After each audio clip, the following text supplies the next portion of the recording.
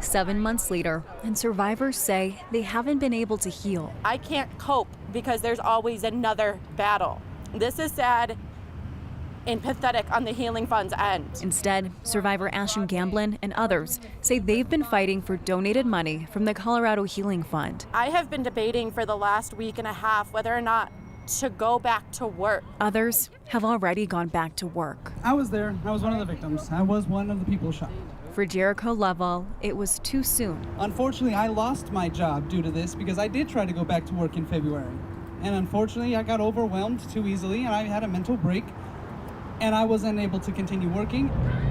What happened in November, impacting his health and now his kids. To this day, I don't have but scraps of food in my house to try and feed my family. I go every day trying to figure out, okay, what am I going to throw together? I've got ramen noodles in my cabinet. Okay, what protein can I throw in that? Survivors say they have to show receipts and fight to get money that's been donated. A victim's job is to heal. It is not to beg for money. It is to have the money that was rightfully donated to us provided to us. The Colorado Healing Fund says it has distributed over $2 million of $3.2 million raised.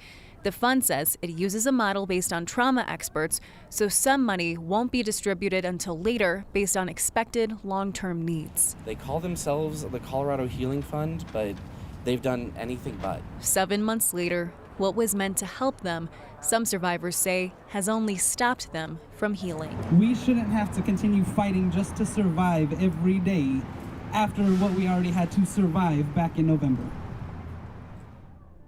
The Colorado Healing Fund says it distributed $1.3 million back in February. That was the last time. The Healing Fund says it works with community partnerships, including LGBTQ+ advocates, to come up with a plan to distribute the money.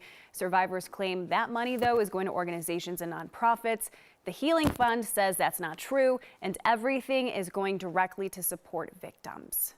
Well, two very differing views. Is there any oversight? Is there any sort of authority that might be able to mediate the differences between the two? Yeah, at this point, it doesn't really seem like the two groups are really mediating. One survivor said that she calls them and her calls are left unanswered or not returned. And in the meantime, many of them also told us that they're going to different organizations that they say give them more immediate help.